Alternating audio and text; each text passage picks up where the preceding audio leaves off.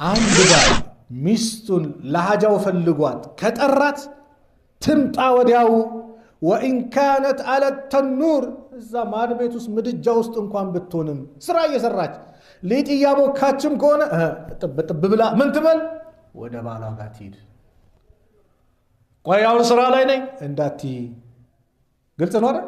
የረሱል ሰለላሁ ዐለይሂ ወሰለም አስተምሮ አንድ ሴት የባሏን የአላህን ሐቅ መወጣት አትችልም። የአላህን ሐቅ መወጣት አትችልም የባሏን ሐቅ እስክትወጣ ድረስ። የባል ሐቅ ከባድ ነው። ባል በእስላም የተከበረ ነው። ንጉስ ነው። ባልሽ ንጉስሽ ነው። ወላሂ ሐላል ከስቦ ሳያጭበረብር አንቺና ልጆችሽን ለማስተዳደር ለማስደሰት ሚንቀሳቀሰው ባልሽ የተከበረ ነው። والله ሲገባ ግንባሩና ስመሽ እግሩን እጠብሽ።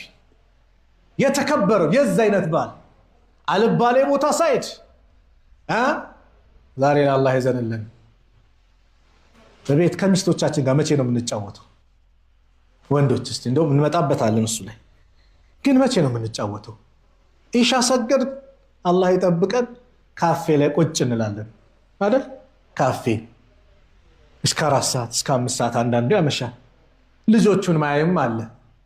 ልጆቹ ሲመጣ ተኝተዋል። ጧት እሱ ተኝተዋል። እነሱ ደግሞ ትምህርት ቤት ሲሄዱ ሰርፍ ይዟቸው ይሄዳል። አላህ ያዘነለት በሳምንት አንድ ቀን እሁድ ቀን ከልጆቹ ጋር ይገናኛል። ካልሆነም ቻይና ዱባይ መሄድ ከሆነ ደግሞ ከነጭራሹ ማገኛቸዋል። ለልጅ ያልሰጠው ጊዜ ነገ አንተ ልጅህ ጊዜ ሊሰጥ አይችልም። ዛሬ ሐቁን ተወጣ። ከሚስቶቻችሁ የጀነትን ሴት ዱንያ ላይ አላሳየም ላሳያል። ማናት እሷ? እቺ ጥቁር ሴት ናት። ነብዩ ሰለላሁ ዐለይሂ ወሰለም ዘንድ መጡ። በተለይ ሴቶች በደንብ ስሙ።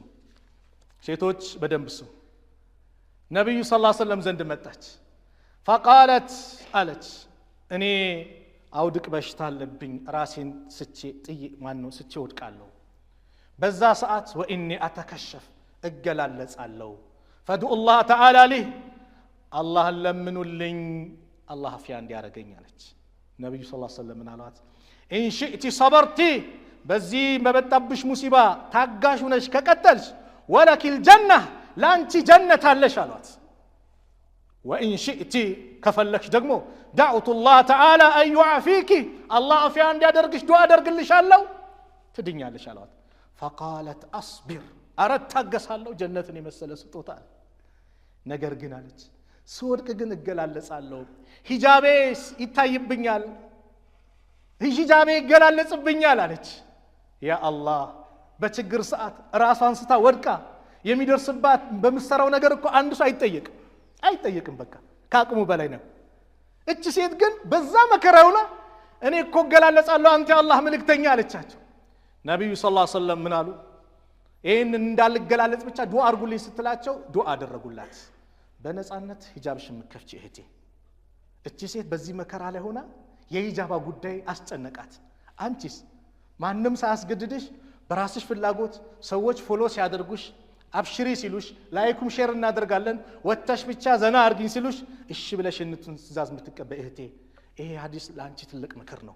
ወደ አላህ ተመለሺ፣ ታገሺ፣ ሶብር አድርጊ። ዱንያ ላይ ሶብር አድርገሽ ለአላህ ብለሽ ከጸናሽ አላህ Subhanahu Wa Ta'ala የተሻለ ነገር አላህ ያመጣልሻል። ጭንቀቱን አላህ ያስወግድልሻል። የአላህ መልእክተኛ ነብዩ ሰለላሁ ዐለይሂ ወሰለም ማንም ሙስሊም ዱንያ ላይ በሚደርስበት መከራ من دان እንደሚመነዳ አላህ መልእክተኛ ነገሩን። ما يصيب المسلم من نصب ولا وصب ولا هم ولا حزن ولا اذى አንድ ሙስሊም ችግር በሽታ እንደዚሁም ሐሳብ ጭንቀት ሐዘን አያገኘው ሐታ ሃሉ ሾክ እንኳን ሾክ የሚወጋ ሾክ ቢያገኘው በዛ ነገር ላይ ሶብር ካደረገ ኢላ ከፈረ الله بها من خطاياه አላህ ወንጀሉን ያብስለታል። እንቅፋት መጥቶ ወንጀል የሚያሳብስ ዲን ነው በምን ሶብር ካለ። ደግሞ መከራ ሲመጣ الله ባሪያዎቹን ሲወድ ነው። اذا اراد الله بعبده الخير الله በባሪያው ላይ ኸይር ነገር ሲፈልጋሉ عجل له العقوبة في الدنيا በዱንያ ቅጣቱን ያፋጥንለታል አሉ። واذا اراد الله بعبده شر በባሪያው ላይ መጥፎ ነገር ሲፈልግበት امسك عنه እሱን ይዝልበታል። በቃ እዚህ በላ ሳይመጣ ሲቀር ምን ሲል የተስተካከለ ይመስላል። እኔ አንድ ሐዲስ በጣም ያጅበኛል ስለ ሙናፊቅና ስለ ሙእሚን ሲናገሩ ሰለላሁ በአንድ ዛፍ መከሩት። የሆነ ዛፍ አለ ወደዚህ ንፋሱ ወደዚህ ያደርጓል። የሙእሚን ምሳሌ ይሄ ነው። ዛሬ ይታመማል፣ ነገ ይነሳል። ዛሬ መከራ ይደርስበታል፣ ነገ እንትን ይላል። ሙናፊቅስ ምንም ንቅንቅ ያደርገው ዛፍ ንፋስ እንትን አይለው። መቼ ነው የሚወድቀው? አንዴ ግንድስ ብሎ ሲወድቅ መነሳት አይችልም አሉ ነብዩ ሰለላሁ ዐለይሂ ወሰለም። ስለዚህ ድል ለማግኘት አን النصر مع الصبر ነው። ድል ከትግስት ጋር ነው ያለው። وان الفرج مع الكرب ነው።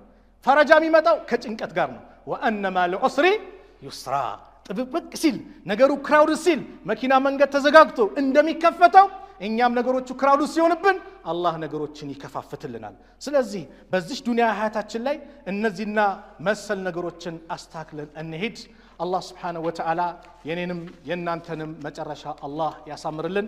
اللهم أفرغ علينا صبرا وثبت أقدامنا على الحق والهدى واجعلنا من عبادك المتقين وحزبك المفلحين وأوليائك الصالحين. أقول هذا القول وأستغفر الله لي ولكم ولسائر المسلمين من كل ذنب فاستغفروه إنه هو الغفور الرحيم. يا جنة سيد دنيا لا سايم لا سايال ما النات السؤال እቺ ጥቁር ሴት ናት። ነብዩ ሰለላሁ ዐለይሂ ወሰለም ዘንድ መጡ።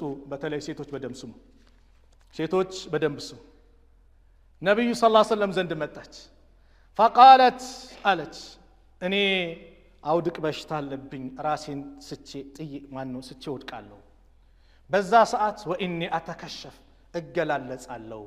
فدعوا الله تعالى لي الله ለምኑልኝ አላህ አፍያ እንዲያረጋኝ አለች። ነብዩ ሰለላሁ ዐለይሂ ወሰለም አሏት إن شئت صبرتي بزي ما بتطبش مصيبة تاقاش ونش كقتلش ولك الجنة لا أنت جنة لش الوقت. وإن شئت كفلكش دقمو دعوت الله تعالى أن يعافيك الله في عندي أدرقش دعاء أدرق اللي شالو تدنيا اللي شالوات. فقالت أصبر أردت تاقس هالو جنتني مسألة ستوتال نقر قنالج سورك قنق قلال لسالو هجابيس يتايب بنيال ሂጃቤ ይገላለጽብኛል አለች። ያ አላህ በችግር ሰዓት ራሷን ስታ ወድቃ የሚደርስባት በመሰራው ነገር እኮ አንድ ሰው አይጠየቅም በቃ ከአቅሙ በላይ ነው። እቺ ሴት ግን በዛ መከራውና እኔ እኮ እገላለጻለሁ አንተ የአላህ መልእክተኛ አለቻቸው። ነብዩ ሰለላሁ ዐለይሂ ወሰለም ምን አሉ? ይሄን እንዳልገላለጽ ብቻ ዱዓ አድርጉልኝ ስትላቸው ዱዓ አደረጉላት። በነፃነት ሂጃብሽን መከፍቺ እህቴ።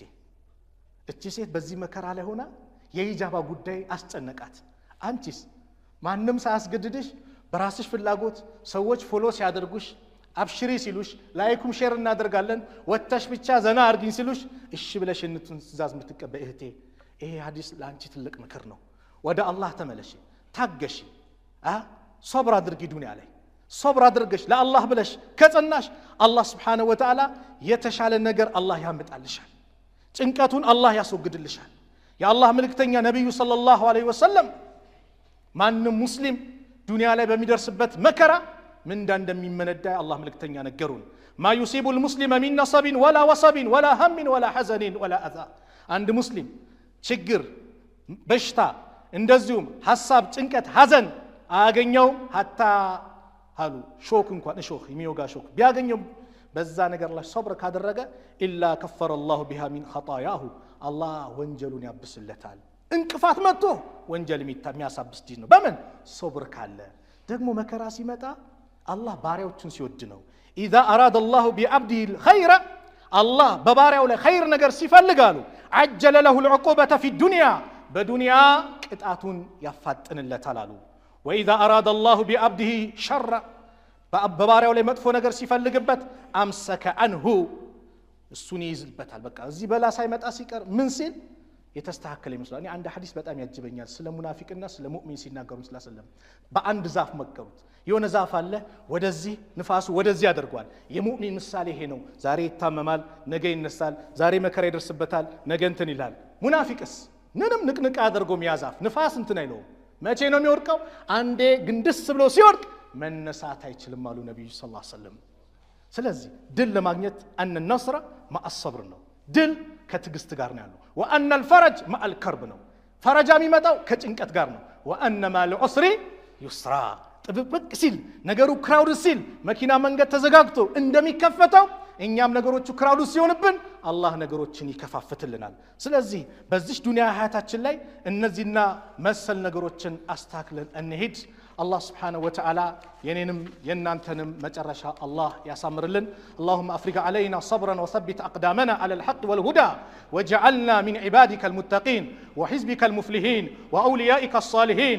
أقول هذا القول وأستغفر الله لي ولكم ولسائر المسلمين من كل ذنب فاستغفروه إنه هو الغفور الرحيم. መልካም ሴት ማለት ባሏ ተቸግሮ ንግድ ከስሮ የሆነ ጭንቀት መጥቶበት ሲመጣ አብሽር አላህ ለኸይር ነው የተሻለ ይመጣል ብላ ምታበረታታ የባሏን ጭንቀት የምታስወግድ እናታችን ኸዲጃን እንመልከታ። ነብዩ ሰለላሁ ዐለይሂ ወሰለም የመጀመሪያው ወህይ የወረደ ጊዜ ያ ወህይ የመጣ ጊዜ በጣም ጨንቋቸው ነበርና ረሱልና ዐለይሂ ሰላቱ ወሰላም እናታችን ኸዲጃ ምን አለች? ከላ ወላህ በአላህ ይሁንብኝ لا يحزيك الله أبدا الله أنتن متي ما واردهم زمدنا المتقتل ملكام نجر مسرع بجراش الله واردهم بلا نبي صلى الله عليه وسلم الناتاتشن خديجة رسول صلى الله عليه وسلم ياتناكرتشبت عند سيت يا الله حق لتوتا متتشلو يجي باروان حق ستوتا لا تؤدي المرأة حق ربها عند سيت يا الله حق موتا تاتشلم حتى تؤدي حق زوجها የባሏን ሐቅ እስክትወጣ ድረስ። በእስላም ስጁድ የሚባለው ግንባርን መድፋት በጣም የተከበረ ቦታ ነው። ይሄን ዝቅ ማለት ለአላህ ነው።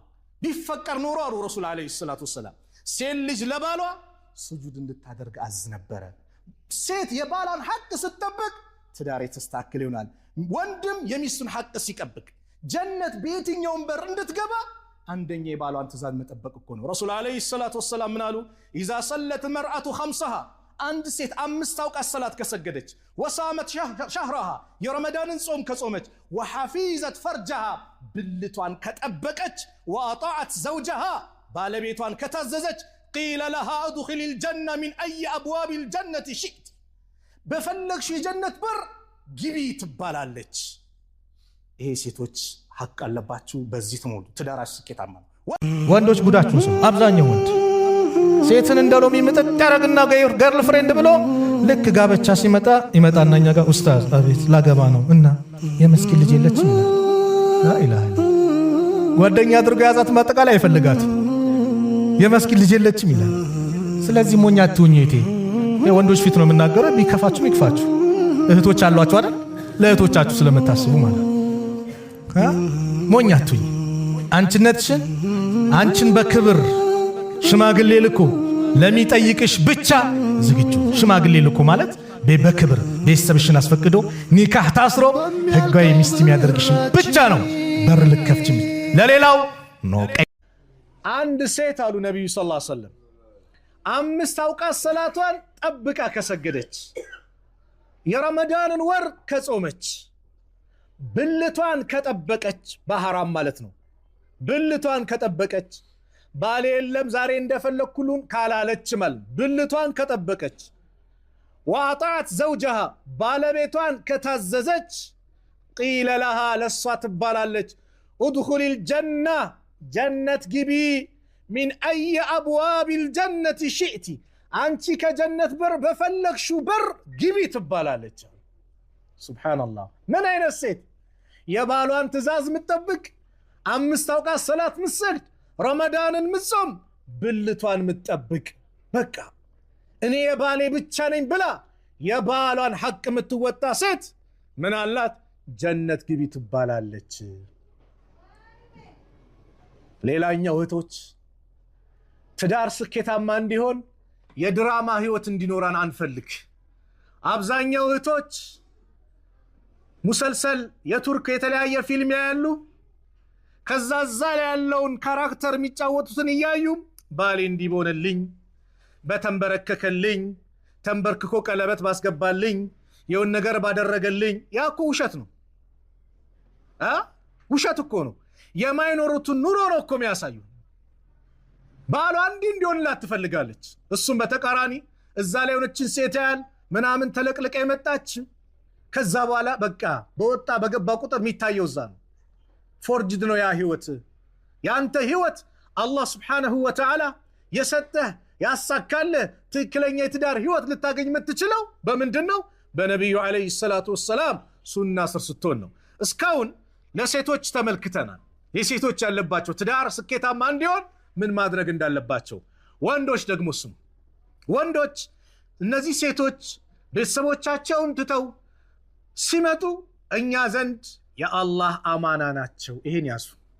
ሴት የአላህ አማና ናት። ነቢዩ ሰለላሁ ዐለይሂ ወሰለም ሐጀተል ወዳዕ ላይ የመሰናባቸው ንግግራቸው ላይ ሲናገሩ ሲያስተምሩ ረሱል ዐለይሂ ሰላቱ ወሰላም ያሉት ይህን ነው። ፈኢነኩም አኸዝቱሙሁነ ቢአማናቲላህ፣ እናንተ እኮ በአላህ አደራ ነው እነሱን የያዛችሁት፣ የአላህ አማና ናቸው። ወስተሕለልቱም ፍሩጀሁነ ቢከሊመቲላህ፣ በአላህ ከሊማ ነው የእነሱም ብልት ለእናንተ ሐላል የሆነው ግንኙነት ልታደርጉት የቻላችሁት በቃል ኪዳን ነው። አባት ሰጥቻለሁ እሱም ተቀብያለሁ ብሎ ሻሂዶች ኖረው ማህሩ ተቆርጦ ምን ተብሎ አላህ በደነገገው በሱ ህግጋት ስለሆነ ነው ያም የተፈቀደልህ። ስለዚህ ወኢነ ለኩም ዐለይሂነ አላ ዩዕጢእነ ፍሩሸኩም አሐደን ተክረሁነሁ፣ እናንተ በእነሱ ያላችሁ ሐቅ እናንተ ማትፈልጉት ሰው ቤት ላይ ላያስገቡ ነው። ቤት ላይ ላያስገቡ። ፈኢን ፈዐልነ ዛሊከ፣ ይህን እንኳን ከፈጸሙም ቢካሉ ወደ ሌላ ጉዳይ እንዳትሄድ፣ ፈድሪቡሁነ ደርበን ገይረ ሙበርሒና፣ መስመር ምናምን ማውጣላ ትንሽ ቸብ አርጓቸው እንጂ ይሄ የሆነ እንደንትን በዱላ በምን እንዳትማታ፣ ትንሽ መታ፣ በቃ ትንሽ ምልክት የማያወጣ እኮ ነው፣ በትንሹ ነው። ወለሁነ ዐለይኩም ሪዝቁሁነ ወኪስወቱሁነ ቢልማዕሩፍ፣ እነሱም በእናንተ ላይ ማብላት ማልበስ ማጠጣት አለባችሁ። ሌላው ነቢዩ ሰለላሁ ዐለይሂ ወሰለም አንድ ባለቤትህ የሆነ ባህሪ ችግር ሊኖርባት ይችላል፣ ሙሉ ለሙሉ እንዳትጠላት፣ እዚች ጋር የምትጠላባት ባህሪ ብትኖር ሌላ ደግሞ የምትወድላት ባህሪ ያለ አሉ። ላ የፍረክ ሙእሚኑን ሙእሚነተን፣ አንድ ሙእሚን አንድች ሙእሚንን ሴት እንዳይጠላ፣ ኢንከሪሃ ሚንሃ ኹሉቀን፣ የሆነ ባህሪ ከጠለባት፣ ረድየ ሚንሃ አኸረ፣ ሌላ ደግሞ አውቃለ ገይረሁ፣ ወይም ሌላ ደግሞ የሚወድላት አለ። ረዋሁ ሙስሊም። ሙሉ ለሙሉ ሰው ሙሉ አይደለም አይደል? ሙሉ የተሟላች የት ነው ያለችው? ጀነት ውስጥ ነው። ጀነት ውስጥ ነው። ጀነት ውስጥ ያው የጀነት ነገር ሲነሳ ነው። አላህ ያስገባል ጀነት ውስጥ። አዎ የሚያስደስት ምንም ጉድለት የሌለበት ሐያት ያለው ጀነት ነው። ይሄ ግን ዱንያ ነው አይደል? ግጭት እኮ ይከሰታል፣ አለመግባባት እኮ ይመጣል። እንኳን አንተ ባልና ሚስት እግርና እግር ይጋጭ አይደል እንዴ? ሩቅ ነው ሩቅ። ለምን እዚህ የነዛ ምርጥ ዘመን ላይ እኮ መሀል ላይ ቤት ላይ እኮ ችግር ነበረ እኮ፣ የማይግባቡበት የሆነ ነጥቦች ነበሩ። ነቢዩ ሰለላሁ ዐለይሂ ወሰለም ከሚስቶቻቸው ጋር የሆነ የተኮራረፉበት አጋጣሚም እኮ ተፈጥረዋል። ራሱ ኩርፊያ ራሱ እኮ ፍቅር ነው።